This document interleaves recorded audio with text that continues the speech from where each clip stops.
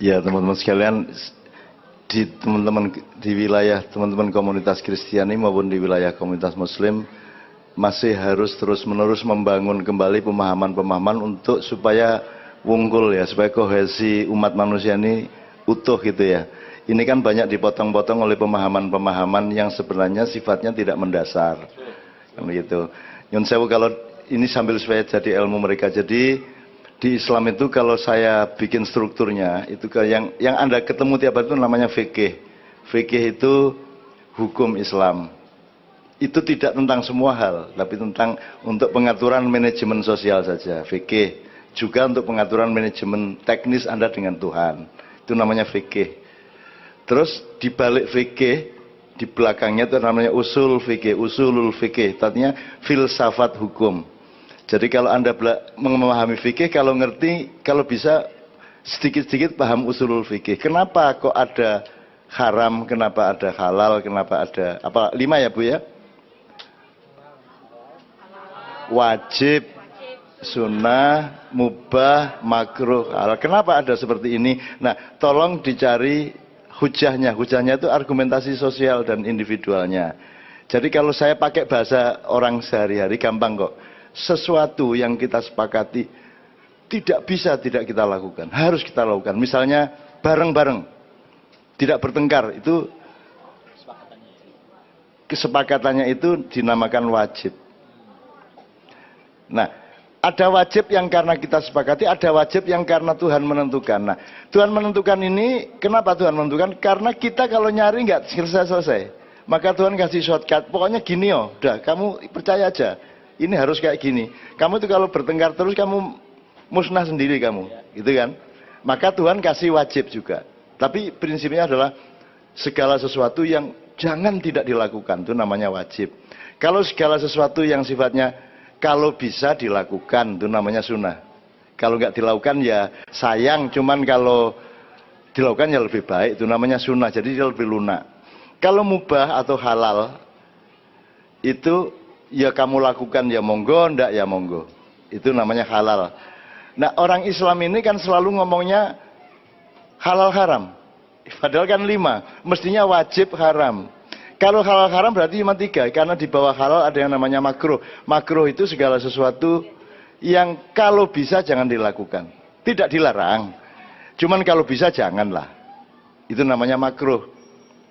Makruh itu kalau epistemologinya sesuatu yang dihindari, sesuatu yang kurang disenangi lah. Kalau misalnya Anda kok makan kok terlalu banyak itu ya, itu kan nanti ada efek kepada kesehatan mental Anda maupun fisik Anda, itu makruh.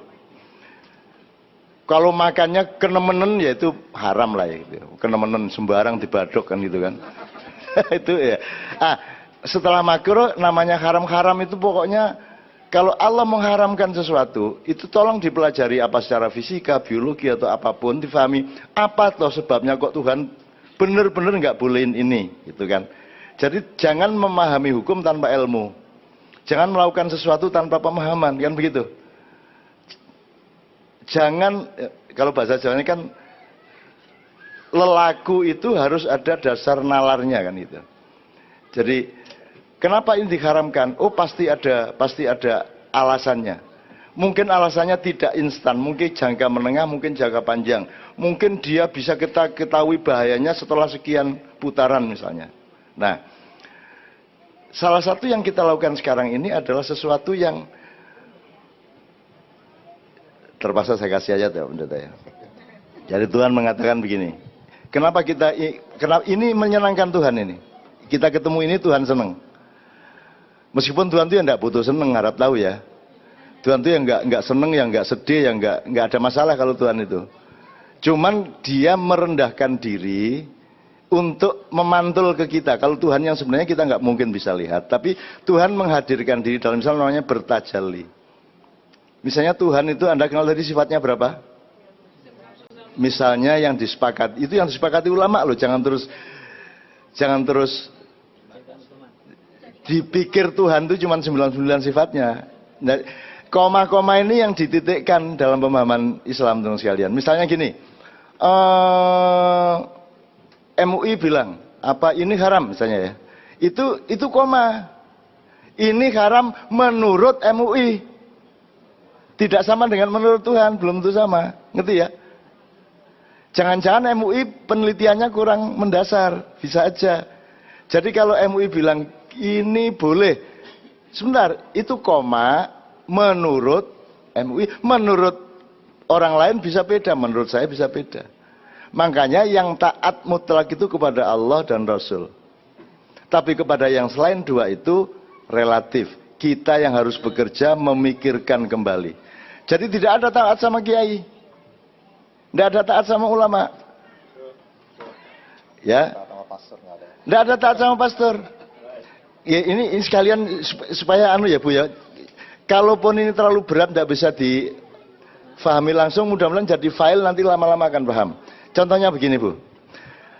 Saya tidak punya hak ditaati Mbak Novia. Saya tidak punya saham apa-apa sama dia. Saya tidak ikut bikin dia. Saya tidak ikut menumbuhkan rambutnya.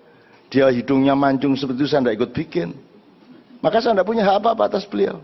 Meripatnya pelolak-pelolok itu. Saya tidak ikut bikin. Ada suami dan istri yang bisa merencanakan, aku tak bikin anak yang meripati pelolak-pelolok. Tidak bisa. Kita hanya bisa tidur sama istri, berdoa, ya Allah mudah-mudahan engkau menganugerahi aku anak yang soleh, kan gitu tok. Kan tidak pakai hidungnya mancung, matanya pelolok-pelolok, bibirnya jangan terlalu lebar. Tidak ada gitu. Kan kita nggak ngomong gitu. Ya. Jadi kalau Mbak Novia taat sama saya, kalau anak saya taat sama saya, itu tidak benar-benar bahwa dia itu wajib taat sama saya. Karena saya tidak punya hak ditaati. Yang wajib ditaati itu Tuhan dan Rasul, Allah wa Rasulullah gitu ya. Nah, kalau dia taat sama saya, anak saya taat sama saya, kalau beliau taat sama hukum Amerika, taat sama bebrayan atau pergaulan yang baik di kampung misalnya, itu sebenarnya berada di dalam lingkup yang besar, yaitu ketaatan kepada Tuhan. Kan begitu? Kan begitu? Atau kalau kita agak teknis, apa betul karyawan di kantor kabupaten wajib taat kepada bupati? Nggak ada haknya bupati untuk ditaati. Dan itu salahnya Indonesia di situ. Dipikirnya bawahan harus taat sama atasan. Itu hanya berlaku di militer. Kalau di birokrasi sipil tidak ada. Bupati dan semua karyawan, presiden dan semua rakyat wajib taat kepada undang-undang yang disepakati. Taatnya tidak kepada orang. Karena kalau cari subjek untuk ditaati namanya Tuhan. Kan gitu. Nah, Tuhan diterjemahkan ajarannya oleh DPR menjadi undang-undang, oleh MPR menjadi institusi. Taatnya kita tidak kepada MPR, taatnya anak tidak kepada orang tua. Tuhan tidak menyuruh kamu taat sama orang tua. Tidak ada ayatnya di Quran. Yang ada birrul walidain, berbuat baik kepada orang tua. Bahwa berbuat baik itu wujudnya adalah ketaatan, hakikatnya dia sebenarnya taat kepada Tuhan. Nah di Indonesia kalau kita kembali ke karyawan kabupaten tadi memang salah kaprah itu Mas. Makanya sampai lari ke Philadelphia. Kan di Indonesia salah kaprah enggak karu-karuan. Begitu bupati baru dia ambil sana ambil sini, copot sana copot sini, gitu. Pecat ini pecat itu, dipikir dia punya hak. Nah undang-undangnya juga kurang kuat. Seharusnya bupati maupun tukang sapu di kantor kabupaten bareng-bareng berposisi sama, yaitu taat kepada undang-undang dan aturan Republik Indonesia. Maka kalau sampai bikin KTP atau bikin paspor ya, kadang-kadang kita nunggu beberapa hari karena kepala imigrasi masih umroh misalnya. Lah susah kita. Loh kenapa harus kepala imigrasi yang tanda tangan? Apa hak dia? Wong taatnya kita bukan kepada kepala imigrasi kok, taat kita kepada undang-undang. Kalau rakyat sudah menyodorkan semua persyaratan yang diberikan oleh undang-undang, semua surat akte kelahiran segala macam sudah kamu kasih, maka hari itu juga, detik itu juga kita berhak mendapatkan paspor. Yang tanda tangan siapa? Siapa saja yang orang kantor itu. Legitimasinya tidak pada pejabatnya, tapi pada aturannya. Tapi di Indonesia ada yang paham? Pejabat yang ngerti itu, kan begitu. Jadi tidak ada taat kepada atasan itu. Bahkan pendeta tadi bilang tidak ada taat sama pendeta, yang ada taat sama Allah, kan begitu. Kan begitu. Cuman tajalinya, prosedurnya seolah-olah kita taat. Kan gitu ya Bu ya. Nah, jadi ini sambil jadi supaya jadi pelajaran refleksi beliau. Jadi ada fikih, di belakangnya ada usul fikih, yaitu filsafat dan pemahaman-pemahaman mendasar termasuk kebudayaan supaya kita paham kenapa ada hukum. Di belakang fikih ada akhlak. Di belakang usul fikih ada akhlak, itu moral. Orang itu sebenarnya kalau sudah bermoral itu tidak pakai aturan pun beres. Aslinya loh. Masa untuk tidak nyuri ayam tunggu Alkitab. Kita nyuri ayam dulu baru Alkitab turun terus tidak nyuri ayam, tidak gitu toh ya. Meskipun tidak ada Quran, tidak ada Injil, tidak ada apapun ya mosok nyolong PT sampean. Kan begitu kan? Cuman orang modern itu kan menyangka kitab itu yang nyuruh kita tidak nyuri. Enggak, kalau Anda punya moral di dalam diri Anda tidak akan mencuri, tidak akan nyakitin orang lain, tidak akan mengambil Anda melindungi 3 hal pada manusia. Nyawanya, jadi jangan sampai dibunuh, karena itu haknya Tuhan. Nomor 2, martabatnya, jangan dihina, jangan dilecehkan, jangan tidak diakui eksistensinya, jangan dihalangi pilihannya. Ada orang milih jadi Kristen, ada orang milih makan lontong. Anda sukanya pecel, tidak usah mengutuk yang makan lontong. Ini susah di Indonesia itu ngono iku. Mentang-mentang senengane lontong pecel disalah-salahno bentino. Wis tak badoken lontonge, gak usah nyalano. Pecel ngono lho. Itu prinsip itu sebenarnya yang sekarang agak mulai hilang di Indonesia. Jadi kita hormat sama beliau apa? Karena beliau punya hak pribadi. Beliau menghormati Anda karena Anda punya hak pribadi. Siapa yang benar? Siapa yang benar? Yang benar ada di dalam dirimu masing-masing dan jangan dikeluarkan. Tetapi nanti surat kebenaran itu datangnya dari Tuhan. Dan saya berharap semua dikasih sertifikat kebenaran. Kalau saya gitu.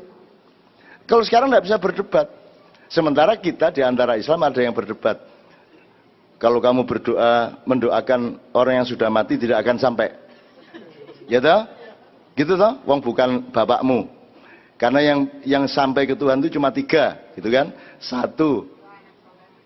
Enggak, 1 amal sodakoh. Jadi pokoknya kebaikan-kebaikanmu. Nomor 2, ilmu yang bermanfaat. Nomor 3, anak yang mendoakan, anak soleh yang mendoakan bapaknya. Selain 3 itu tidak sampai gitu kan? Sopo sing ngomong ngono iku? Nyele lambene gini tak keplene tembok. Sing ngomong ngono iku sapa? Itu kan idza mata ibnu adama ing qata amaluhu. Kalau anak Adam meninggal, terputus amalnya. Terputus amalnya itu tidak sama dengan tidak sampai doanya. Terputus amal itu maksudnya tidak bisa kerja di pabrik lagi, tidak bisa ngurusi warung lagi, itu kan terputus amalnya. Tidak bisa ke Al-Falah lagi, tidak bisa nyambangi gereja lagi, itu maksudnya terputus amalnya. Karena sudah mati fisiknya. Bukan kok doanya tidak sampai. Gitu loh. Wong jelas kok ingkoto'a itu putus. Amaluhu amalnya. Ilamin salatin kecuali 3 tadi. Gitu. Nah, kalau Anda melihat doa-doanya Nabi Muhammad, kan Nabi Muhammad mendoakan semua umat manusia, semua kaum muslimin yang mati maupun yang hidup, semua didoakan. Lah kalau gitu Rasulullah sia-sia dong. Al-ahya'i minhum wal amwat. Yang masih hidup maupun yang sudah mati didoakan sama Rasulullah. Sekarang kalau memang tidak sampai, bilang sama Muhammad, cari kuburannya. Kamu doa dulu enggak sampai loh. Ayo berani ngomong gitu kamu. Nah yang benar Gus Dur. Gus Dur ditanya orang, Gus, kalau mendoakan mayat itu sampai apa enggak? Terus Gus Dur dengan ngantuk-ngantuk bilang sampai lah.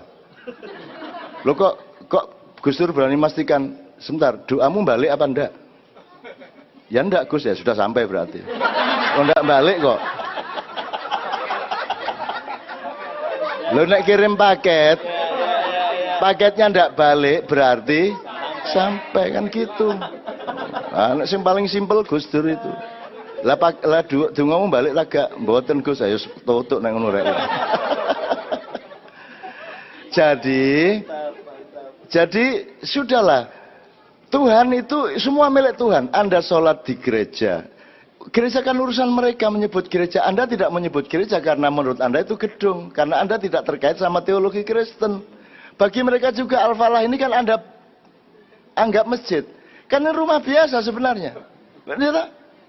Kalau nanti kemana ke masjid, kan orang bayangin wah ono ngene. Enggak ono. Nah, masjid dia menjadi masjid Al-Fani adalah terletak di dalam pikiran dan hatimu. Betul enggak? Nah, kata Muhammad, dimanapun engkau bersujud, itulah masjid.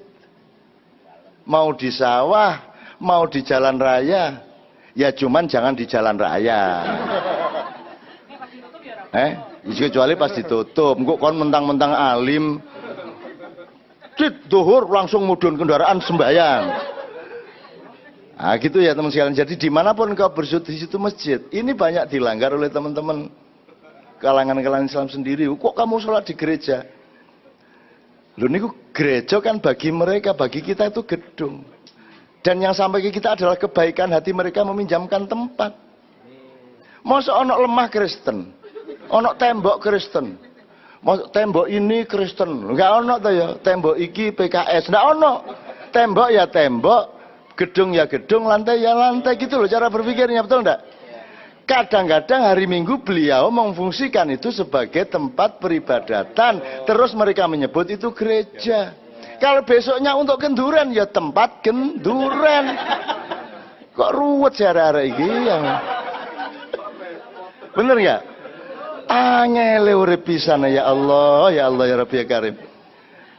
Rasulullah pernah membuka masjidnya untuk peribadatan teman-teman Yahudi, juga teman-teman Kristiani, tidak masalah. Di Indonesia kita belum berani karena mental kita belum kuat. Dan iso ditelorong temen karo tangga. Bayangan ono kebatian di gereja. Mbok. Wis mesti teko Allahu Akbar nggak wawancara iku. Sopo iki gitu kan. Jadi teman-teman sekalian, ayo kita berpikir lebih rasional, lebih memahami sesuatu secara nalar, presisinya yang jelas. Jadi kan tadi saya bilang, udah ndak usah ngomongin Jokowi dulu, wong kamu ndak paham. Ndak usah ngomongin politik Indonesia, apa lu kan ngomong no politik Indonesia, duduk penggaweanmu, duduk tugasmu, tenang aja, Pak Pak Jokowi, Pak SBY, Pak Sopo, karepe kono, sing penting aku dadi wong apik, selesai. Saya tidak nyakitin orang, output saya selalu bermanfaat untuk orang lain, that's all life. Gitu ya.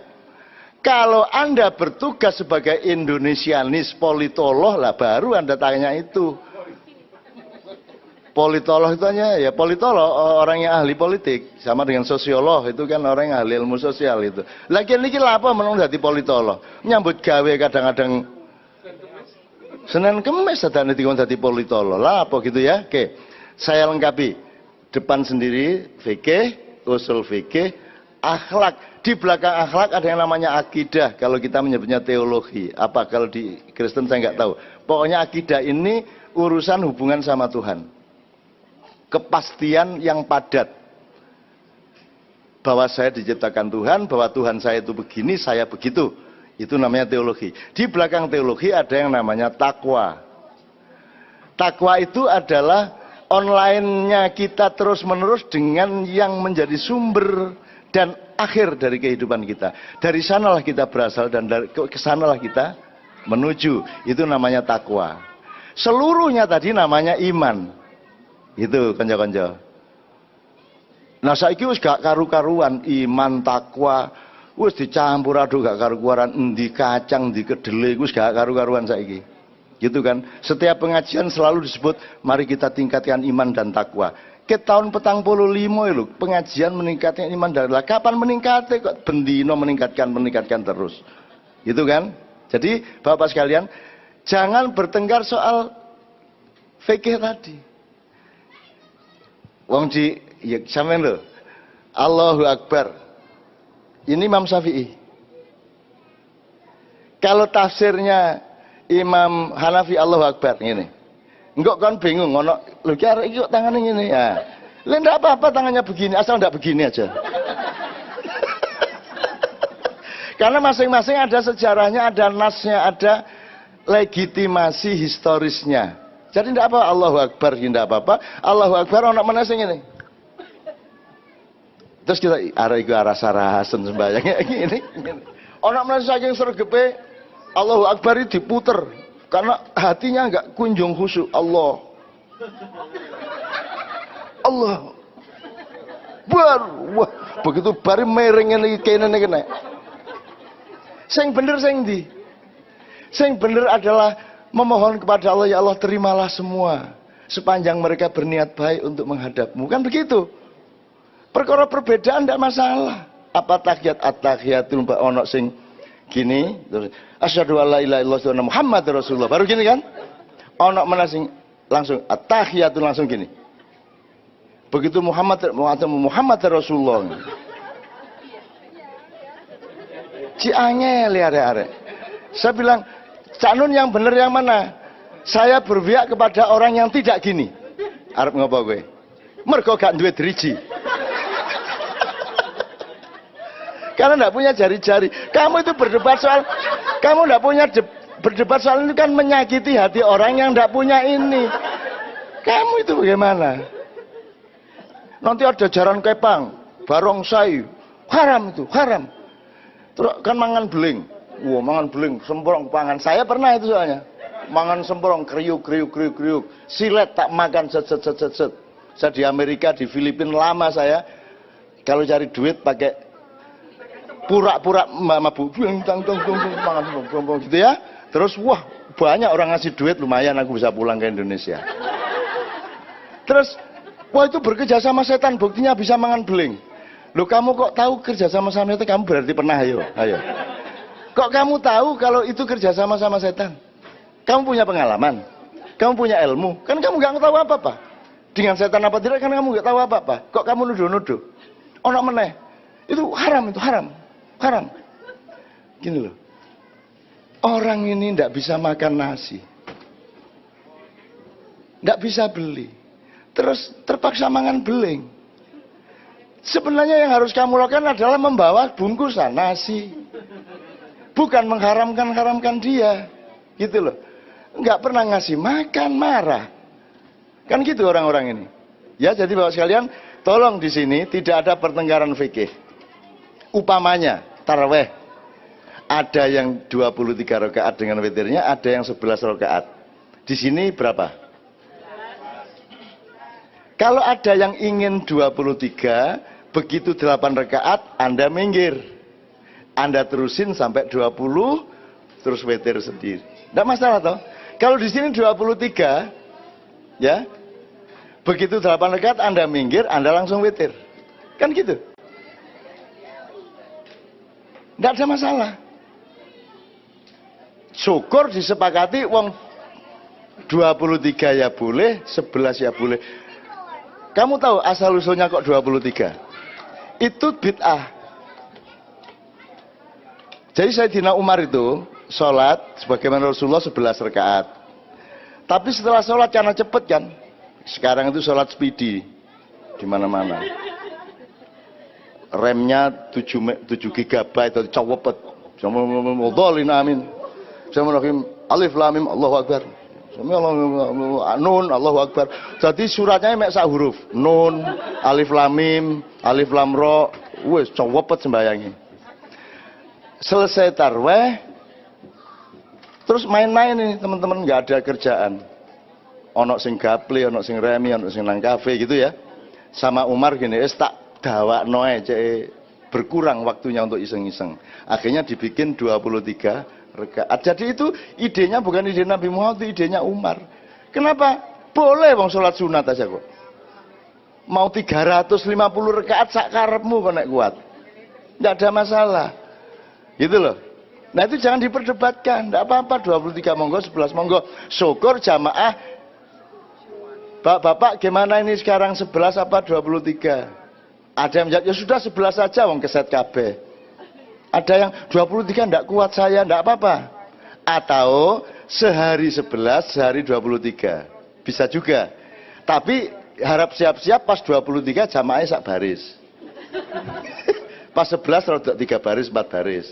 Jadi semua ada resikonya. Dan tolong jangan bertengkar soal fikih. Karena itu pandangan yang berbeda-beda terhadap nasnya. Gitu loh. Enggak ada masalah, jangan bertengkar. Kalau mencari orang benar apa tidak, lihat ke belakangnya, yaitu akidahnya, akhlaknya, gitu ya. Jadi akhlak itu nomor satu. Bahwa Anda sholat atau tidak sholat, tidak usah diawasi. Ibarat warung, biarin itu wajannya pakai merek apa. Gorengnya itu ngene tak ngene sakarepe wis. Sing penting sing disugono sehat dan enak, kan gitu. Hidup itu begitu. Oke, terakhir teman-teman sekalian.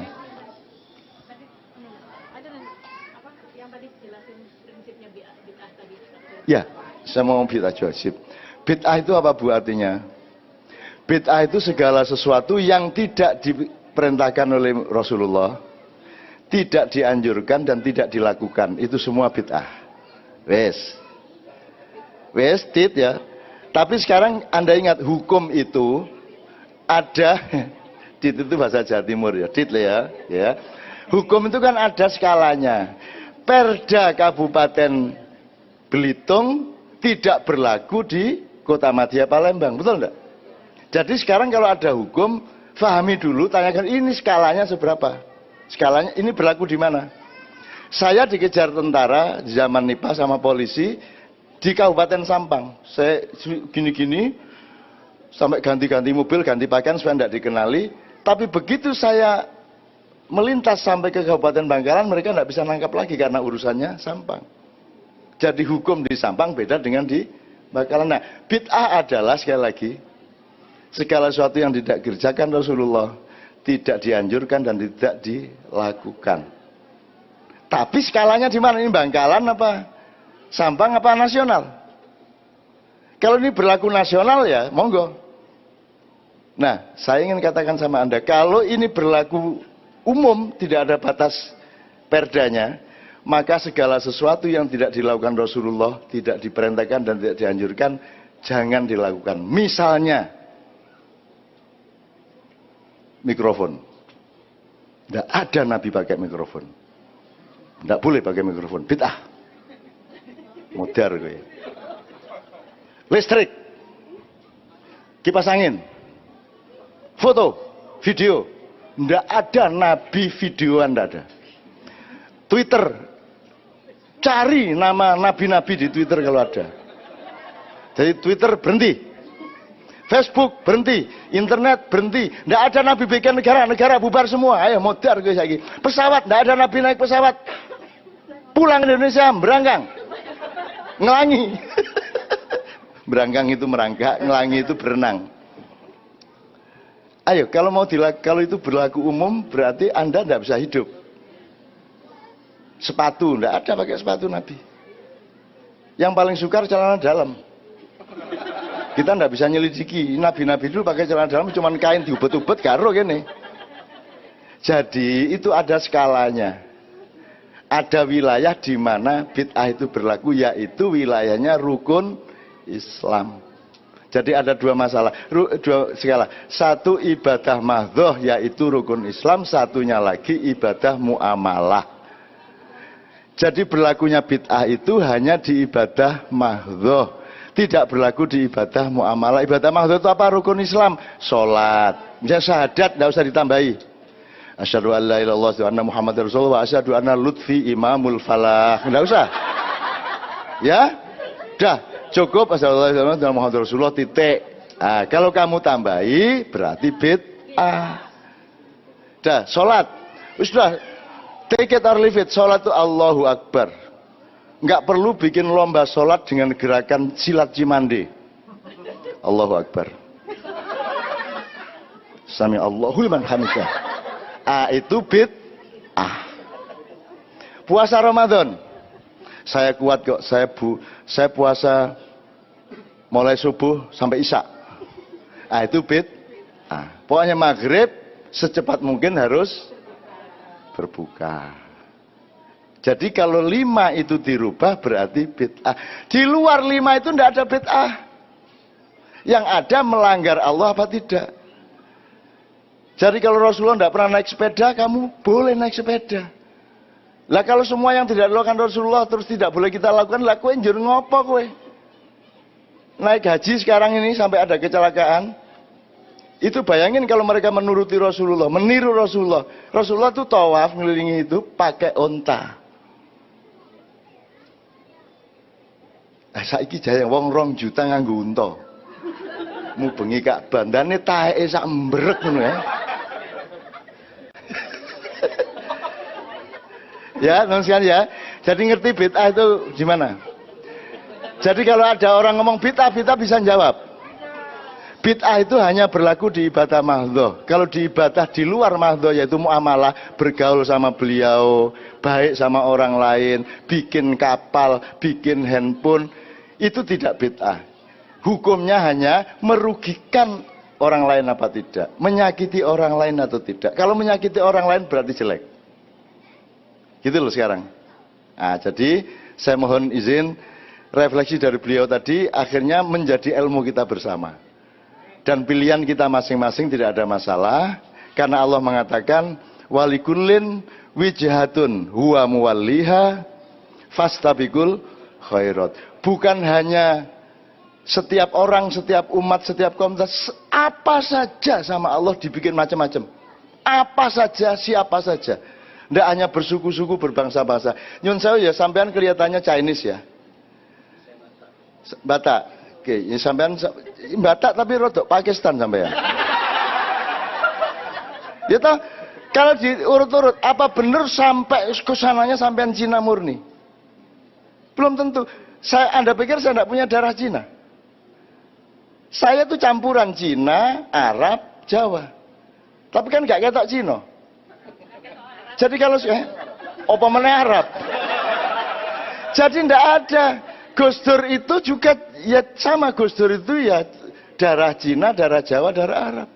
Jadi kalau sekarang kita mau ngomong oh ini Cina, ini Jawa, angel wisan. Wis campur aduk gak karu-karuan. Petik campur bebek, bebek campur banyak. Lah ruwet ini kalau kamu nyari-nyari perkara berdasarkan yang disebut ras, ndak bisa udah.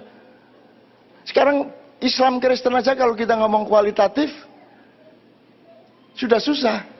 Kalau kuantitatif gampang, oh ke gereja Kristen, ya, Katolik. Kalau ke masjid Islam. Kalau ke masjid ada tahlilan NO. Kalau ke masjid tidak ada tahlilan PKS. Umpamanya ya, gampang. Tapi kalau ngomong kualitatif, perilaku, iman yang di dalam dada, nggak bisa Anda ngelihat. Benar nggak? Islam itu sebenarnya dalam bahasa Inggris itu adjektif apa ya? Kata kerja apa? Kata sifat. Jadi kata sifat yang bekerja, ngerti nggak? Liberation itu kan kata benda tapi kan dinamis. To liberate. Jadi Islam itu artinya to liberate. Aslama liberating. Islam liberation. Gitu. Muslim liberator. Kan gitu aslinya. Jadi karena kita bukan karena Islam itu bukan Muslim tapi Islam, maka dia bersifat dinamis. Jadi Anda kadang Islam, kadang Muslim, kadang tidak. Benar nggak? Benar nggak? Pas Anda berbuat sesuai dengan kemauan Allah, Anda Muslim. Pas ngentit, bolos, Anda tidak Muslim. Benar nggak? Jadi nggak bisa ini Kristen 100%, ini Muslim 100%. Nggak bisa. Dalam beberapa hal beliau Muslim. Dalam beberapa hal Anda disebut Kristiani. Saya kata Romo Mangunwijaya dulu, Cak Nun itu seorang Muslim yang sangat Kristiani. Loh, nganut aja aku Bapak. Tidak masalah. Saya juga mengatakan Romo Mangun itu seorang Kristiani yang sangat Islami. Itu kan soal bahasa beda-beda, tidak masalah. Kayak ayam tadi itu loh. Gitu loh teman-teman. Jadi tolong jangan hanya berpikir simbolik, jangan hanya berpikir formal, jangan hanya berpikir material. Ilmu katon bahasa Jawanya, hanya yang kelihatan mata, tapi mari kita berpikir substansial, intinya, hakikatnya, hakikinya apa, kira-kira gitu ya.